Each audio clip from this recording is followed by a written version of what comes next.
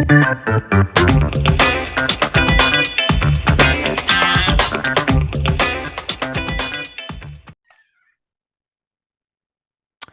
right, welcome back to another episode of the Real Estate Investing Club. It is a sunny Friday here in Seattle, Washington. I hope you guys are doing fantastic. Today we have Savannah Arroyo with us from the Networth Nurse. Savannah is a nurse turned real estate investor. Actually, she's still a nurse, and so she hasn't left that behind. She does multifamily syndications with a $10 million portfolio, so she has some good experience behind her. I am super excited to dive into this. Savannah, thank you very much for hopping on the show. Yeah, thanks. I'm excited to be here. Absolutely. I told you before we got on here, we like stories. We like to hear how people got started. So why don't you take us back to the beginning of your story? How'd you get started in real estate? Yeah, definitely. So it kind of starts with my career in nursing. I always wanted to be a nurse, even out of high school. I went right into college pursuing my nursing degree. And then when I graduated with my nursing degree, I worked in a few different hospitals and different specialties. And I just was naturally drawn to different leadership roles, process improvement. I love operations. Mm. And although I love patient care, I love supporting nurses even more. And so I really had my eyes set on becoming a CNO, a chief nursing officer, and started climbing the corporate ladder to get there. And beginning of 2020, after having my second daughter, my priorities really started to shift. And my husband and I sat down and started talking about the life that we wanted to live and how involved we wanted to be in our daughter's lives. And our very demanding full-time Monday through Friday, 9 to 5 jobs really didn't leave us with a lot of room to live the life that we wanted to live with our daughters. And so we were very dependent on our W-2 income at that time. And so me having to hand over both my babies at 3 months old to a daycare provider was very difficult and made me realize how dependent I was on that W-2 income. And so we sat down and started looking at alternative ways to build wealth, different income streams, stumbled upon real estate for obvious reasons. It's one of the best ways out there to grow wealth, and started investing in single family homes. And then really shortly after switched into multifamily syndications. Nice, man. I love it. Short and sweet. And I feel like a lot of people that trajectory, it really rings true with them. You know, they're going down a career and then they have a family and they realize, well, crap, this does not align with my values. This career is not in line with how I want my life to look. And so, you know, you landed in real estate, great place to be. When it sounds like you were doing some single family before you really decided to take the bull by the horns and go into multifamily. How did you make that transition? What was your first kind of foray into real estate? Yeah, so when we started learning about real estate, binging podcasts, reading every book we could, we didn't know a lot of people who were investing in real estate ourselves, and so didn't really have that network and foundation. And so we were out kind of building it on our own. And so we didn't even have any cash to start investing in real estate. So we ended up actually taking out a second mortgage on our primary Mm. residence. I didn't even know what home equity was at this time, but my house that I had purchased in LA 3 years prior had over $100,000 worth of equity in it. And it took talking to a savvy mortgage broker who was telling me, hey, you could tap into some of that, use it to purchase these investment properties that you're talking about. And that was a huge light bulb moment for me. And something that is very interesting to think about, because if we would have presented this situation to maybe friends and family in our inner circle, it would have probably been not looked at just with a great light of very, very risky. And Hmm. so it took educating ourselves and building the network to realize, okay, this is what we want to do. And we've realized in real estate investing, there's a lot of risks that you can mitigate just through underwriting and proper Mm. market evaluation and research. And so, yeah, took out that second mortgage to use as a down payment on 2 single family homes across the country. They were new build town homes, build to rent projects, so fairly easy to get into. Cash flowing only a couple $100 a month. So it took one big turnover at 6 months and having to repaint the whole house to see all of that cash flow go away. And so then that's when we really kind of switched gears into multifamily real estate, because there's a lot of power behind volume and numbers once you get into multifamily and apartment buildings. Yeah, for sure. And something you said in there, it makes a lot of sense to me. And it's something that I feel like a lot of people don't realize when they first get in is that you make your money when you buy the property. You really have to nail down the underwriting. You can't turn a lemon into something good if you don't buy the fundamentals correctly. So let's talk about your buying criteria. Talk about how you make those decisions. What does your underwriting look like? How did it change from the beginning? How are you looking at properties? And then now, what is the criteria you use in terms of the metro, the cash on cash that you're looking for, all that kind of stuff? Yeah, so now since we've switched into multifamily syndications, and syndications, for anyone who doesn't know, is just people pooling together resources, investors kind of joining forces, some people putting up capital very passively to go out and buy these larger apartment buildings that they normally couldn't afford on their own. And so me and my husband, as a general partnership team, we go out and find the deals, we get the finance for the deals, we asset manage the deal throughout the lifetime of the investment. And then we have investors who passively invest with us, who just receive quarterly disbursements every 3 months. And so what we're looking for in these buildings is returns for our investors. So our investors, we're looking for anywhere between a 3 to 7 year hold for these deals. We go out and kind of flip these apartment buildings, looking for really kind of rundown buildings. They're not really optimized to its fullest function. Maybe owners who have held these for decades and they're not letting the expenses go out of control. And so we're going in there and adding value, which is where a lot of money is made in real estate investing, going out there and forcing appreciation into these deals by taking care of some of those maintenance items, which is allowing us to raise rents and really push that NOI, that net operating income of the building. And so the returns that we're looking for in our investors for a 3 to 7 year hold, we're looking for 100% ROI. So if our investors invest $50,000 with us, we're looking to give them their $50,000 plus another $50,000 on top of that. Looking anywhere between a 15 to 20% AAR, average annualized return. And this is the number that you'd want to compare to the stock market, which historically has done about 6% year over year. So these investment opportunities allow passive investors a great way to build wealth even quicker than they're building in the stock market. And then our cash on cash return anywhere between 6 to 9%. And those are the returns that we're really looking at for our investors. Okay, yeah, that sounds about right. And I understand that. I mean, I don't do multifamily. I do mobile home RV parks and self storage. And I understand multifamily is a little bit more competitive when it comes to the cash on cash. You're looking at a little bit lower cash on cash than as other assets, just because there's more people out there buying them, and there's a little bit more competition trying to get those same properties. So, sounds good. You mentioned all about the metrics. I love hearing that. How about the areas? What do you look for in terms of the metro you're trying to find?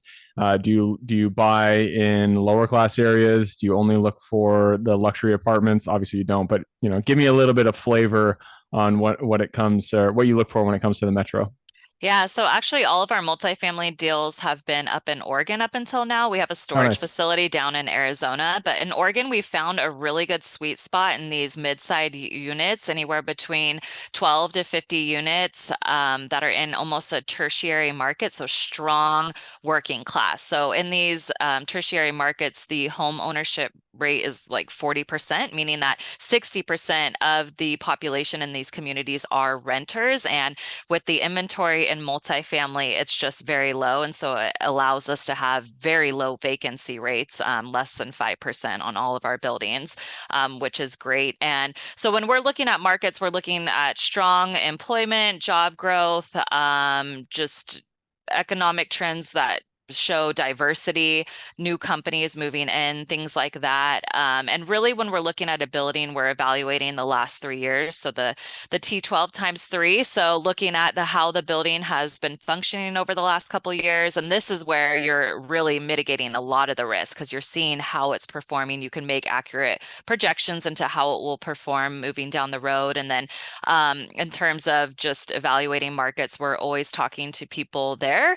We're in California, and so we do invest out of state. And so we have very strong teams in the cities that we're investing in. So property managers who can verify our projected rents and rental incomes, who help us manage the buildings, project our vacancy rate. So using them when we're underwriting, also great brokers, and construction teams as well.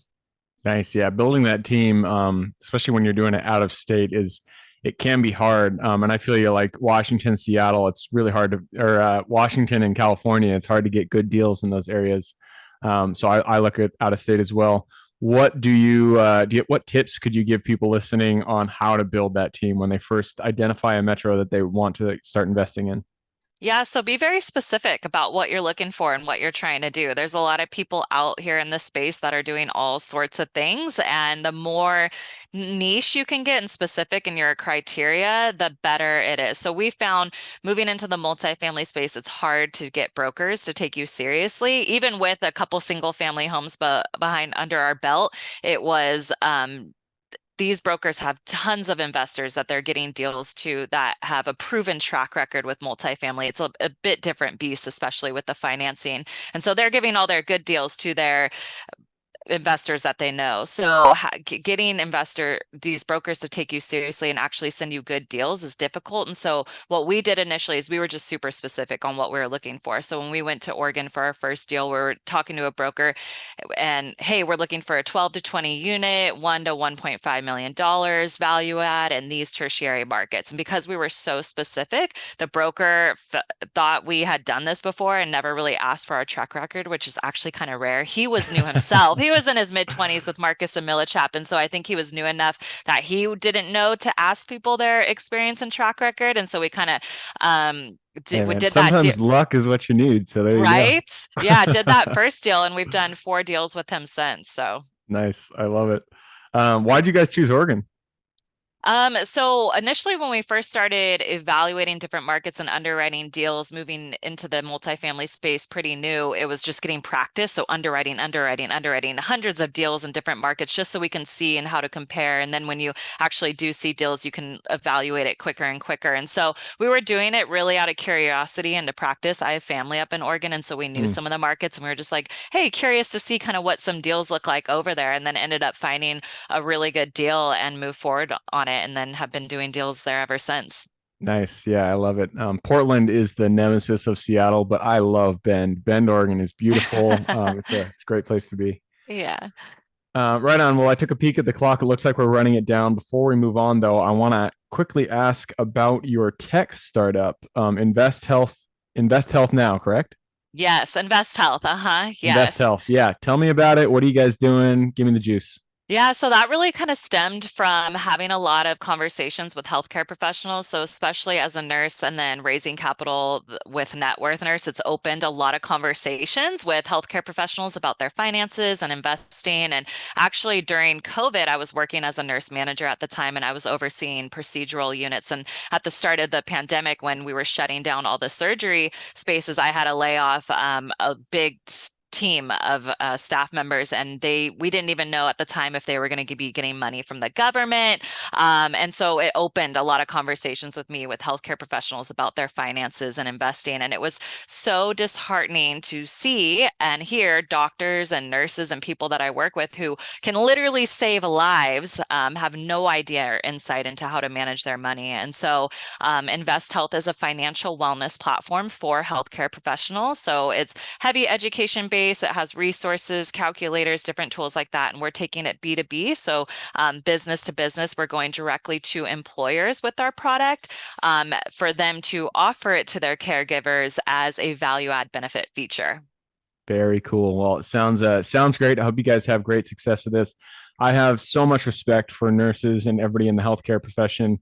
You do God's work. Love what you do. My sister, she was an ER nurse, and then she was the Amazing. director of the ER, and she Oh, got wow. burned out. And so I totally get it's a hard job, and I appreciate you guys doing it. Yes, there's a lot of burnout there. That's why I'm so passionate about sharing these resources. Yep, for sure. All right, that moves us to the quick question round. Are you ready? Let's do it. Let's do it. Starts with education. I need two recommendations. Could be a book, could be a YouTube channel, whatever. Give me your favorite, or one for general life wisdom, and then one for business/real estate. Ooh, general life wisdom. I'm gonna say The Four Agreements by Don Mm, Miguel. It's just good such a one. great book. I love it. Read it Yeah. very regularly. For real estate you said real estate investing for the second one, right? Yeah, business Or or real estate. okay, business. And I'm gonna say Who Not How. It's not real estate specific, but Dan Sullivan, it talks about just kind of building a business and scaling and getting to situations where you need a who and not a how. It's a great business book. Yeah, I've had that recommended a few times. I haven't read it myself, but I think it's got a lot of, I like the message. I like the title at least. It has a good message. So good. And Four Agreements, that is one of my favorite books. Great recommendation. All right, next question is for your younger self. So let's go back to the Savannah, who was still a nurse. Well, I mean, you're still a nurse, but who had zero experience in real estate. So go back to her, look her in the eye, give her one piece of advice moving forward. Ooh, I would say keep your head up. Just because as you're pushing through this, it takes a lot of grit. You have to overcome a lot of obstacles, and staying positive is what keeps me moving forward. Yeah, for sure. You're going to get kicked in the face. That is going to happen. Many So times. just keep moving forward. Eventually, you'll get to where you want to be. Yeah. All right. Next question is about your business. The first three positions you hire for form the foundation of your business. So, what were they for you? And would you do it differently if you did it again today? Um, so a VA, pretty early on, helping me with social media management, calendar management. She helps me with a lot of other things. It's kind of just having a right-hand man, someone that you can delegate things to all day long. And that's just been huge for me and my stress levels. And I would definitely do that again, hands down. I recommend it to a lot of business owners, implementing a VA just to help with kind of some of the tasky things that you're doing.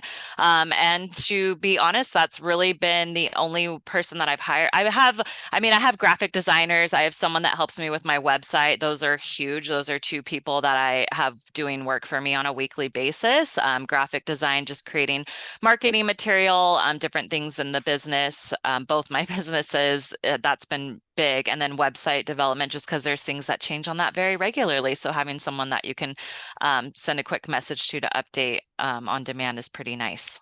Yep, for sure. So it sounds like tech, and then the first one is the VA. That's a lot of people's first hire. You got to get one, you guys. If you're just getting started out, you really don't need that much money. It doesn't cost a lot. Get somebody on Mm-mm. Upwork. Yep. $6 an hour. I've seen it. You'd want to pay them more, but you can start out pretty low, and just get them. Offload some of those tasks that are just a thorn in your side, and you're gonna be happy you did. Upwork is the best. Absolutely. All right. Next question is about the US. It's a big, big place out there, a lot of opportunity. Give me the single city, the single metro you're most excited about investing in. Ooh, I would say Atlanta, Georgia. We are looking to get over into the South, and I'm just very excited about that market. Nice. Not many people have said Atlanta. I am also big on Atlanta. I've been looking for deals out there. I think I don't know if they've already gone out there, but Amazon is going out there, and yeah, good place. Um, Marvel, Tyler Perry, Dwayne Johnson. Yeah, a all lot of those, things are out there. all the good things. All right, next question is I lost my spot. So there it is. All right. It is about mentors. None of us are islands. We all stand on the shoulders of giants. So give me one mentor who has contributed significantly to your career today. I would definitely say the Michael Blanc community. That's been huge, especially scaling into multifamily. It's a really cool community and a lot of resources. My husband and I were coming into this space with not a big network of people, and no one we could really trust. And so kind of diving into that network has been big. Nice. Yeah. Yeah, there's a lot of guys that provide those kind of like mentorship communities. I feel like it's so useful, especially when you're getting started out. If only for seeing people doing it, the same thing that you're doing. Yeah. When I got started out, it was just me, with some mailers, and being able to see people have success around you really motivates you. So, love to Yes. hear that. All right, that leads us to the very last question. This is for the listeners. You've given us a lot to think about. I'm sure people want to reach out, learn about Networth Nurse, learn about Invest Health. So, what is the best way for people to reach out and get in contact with you? Yeah, I am very active on all social media. So you can find me on almost every platform under Net Worth Nurse. So Instagram, YouTube, LinkedIn, TikTok, Twitter, all the good things. I love connecting with people. So if you're remotely interested in anything I've been chatting about, I have two websites as well, networthnurse.co and investhealth.com. Perfect. I will put those links in the show notes. So, if y'all want to reach out to Savannah, just click a little more in the description. It'll pull down the full description, and in there you can find those links. Awesome. All right, Savannah, that wraps it up. Thank you very much for hopping on the show. Yeah, thanks for having me. Absolutely. For everybody who's here with us today, thank you guys for showing up. You are the reason we do this. So if you guys have any questions whatsoever, reach out to me, Gabe with the realestateinvestingclub.com. And if you guys want to support the show, all we ask is you give us a like, subscribe, share, all that jazz. Other than that, I hope you guys have a great week. Keep rocking real estate, and I look forward to seeing you on the next episode.